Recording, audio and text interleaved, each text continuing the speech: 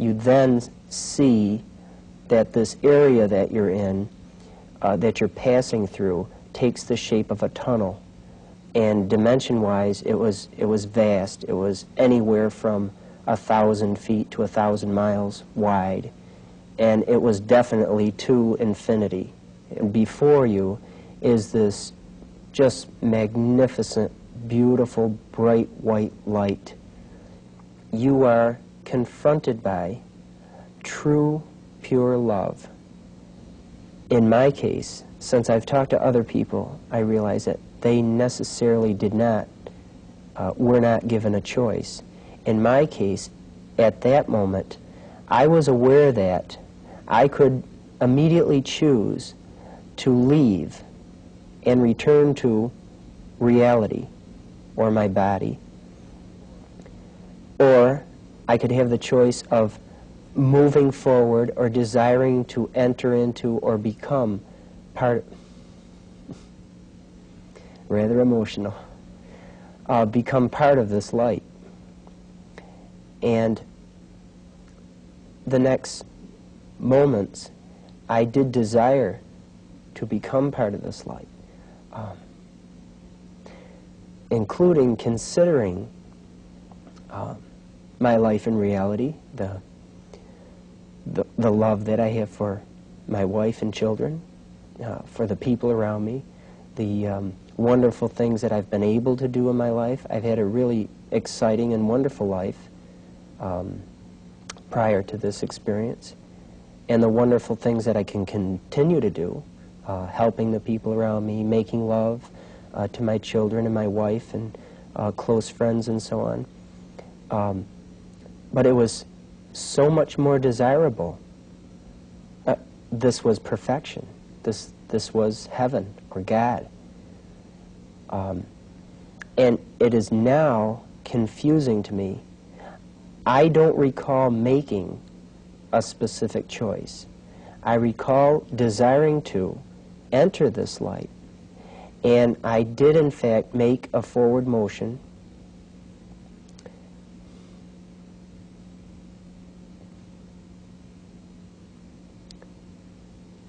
Excuse me.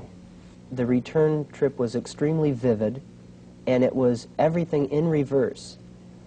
You went back through the tunnel, right, and so forth? Back through the tunnel and to reality, and upon reaching the beginning of the tunnel at the reality point, I woke up or came to or entered my body with just a huge bang, with a jolt similar to an electric shock, or just, bang like that.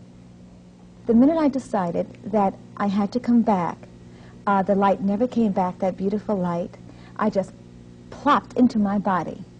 I don't even remember the coming down. I just was in, and I woke up in such unbelievable pain. It was excruciating. I just was overwhelming. Did you remember your experience at the time that you came back?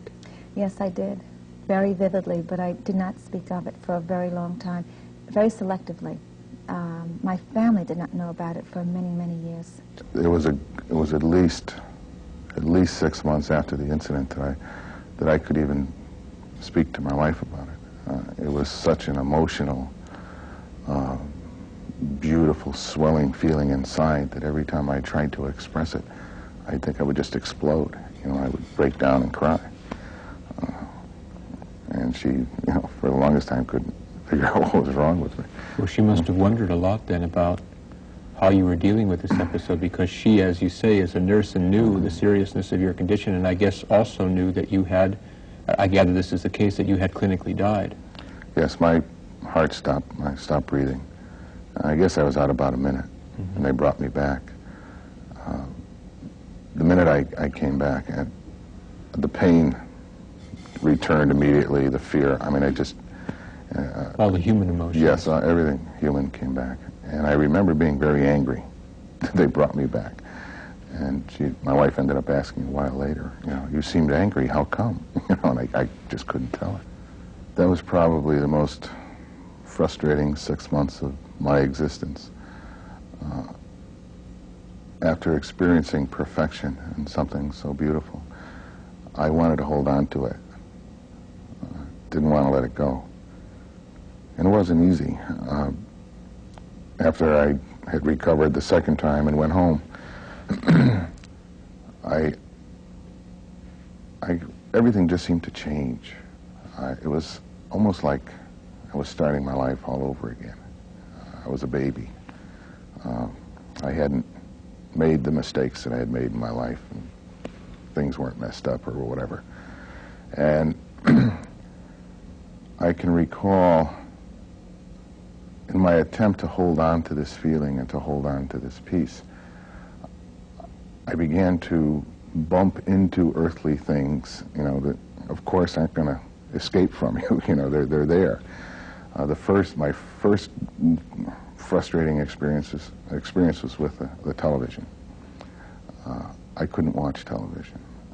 There would be a commercial, a cosmetic commercial. I couldn't. I'd have to turn it off because it was something false. It was unnecessary. It was fake. It just didn't belong. You know, it's insignificant. Any type of violence, if there was even a Western, an old Western movie, I'd have to turn it off because to me that was total ignorance. There was just no reason on earth to show people killing people. You know. That was frustrating, especially when the family's sitting down trying to watch television and Dad gets up and turns it off all the time. You know. So I finally just learned to go to my room. It got to the point where I had a great deal of time readjusting. And it was at that time, I have a very, very close friend who was a priest, we call him Father Bob, who sat down with me a few times and very understanding. He was a man that I know did not experience what I did, but he seemed to know. He knew what I was talking about. Very understanding. Perhaps the most important thing he did for me was to help me to readjust, to accept life, to understand that you are living, that, you know, that is there, it will come again, and that there is much more here, and that I was here for a reason. And it did help, you know. I'm back to watching television. I even like the boxing matches. Come a long way. I could stand the commercials, too. Right. We just found out 3 years ago my husband is dying of cancer. Now he's only 34 years old and he has cancer of the pancreas, liver, and now bone cancer. And what has happened here with me is, being so young, of course an older person you expect to die, you expect me to have a heart attack or die of cancer, but not a healthy, very healthy 34-year-old man. And I always wondered, I wonder why this happened to me, and you know, what am I going to get out of it? A very practical person. Now I know, because the strength that it has given me is in turn allowing me to give my husband strength to die. Mm-hmm. We've talked about it hours on end. I know that I've given him peace of mind to the point he didn't actually experience it, so he can't say, okay, great, come on, death. But he can appreciate it. It calms him down a little bit, and certainly he feels better that I feel calmer about it. Death is a beginning, Ken. It's beautiful. There's the light. It's love. It's more beautiful. It's, if you really love somebody, you've got to be happy for where they're going. It's an adventure, and they're not alone. See, we're afraid of somebody being alone, but they're not alone. Beyond. And not only not alone, but it seems like they're surrounded by this sort of atmosphere of love that it's very difficult to leave once you encounter it, isn't it? It's beautiful. It is just as though, you know, you're being held in a cradle of love and just being carried through the most beautiful, magical story God could ever create. And it's, I just can't explain it. It's marvelous. Thank you, Peter. Thank you, Ken.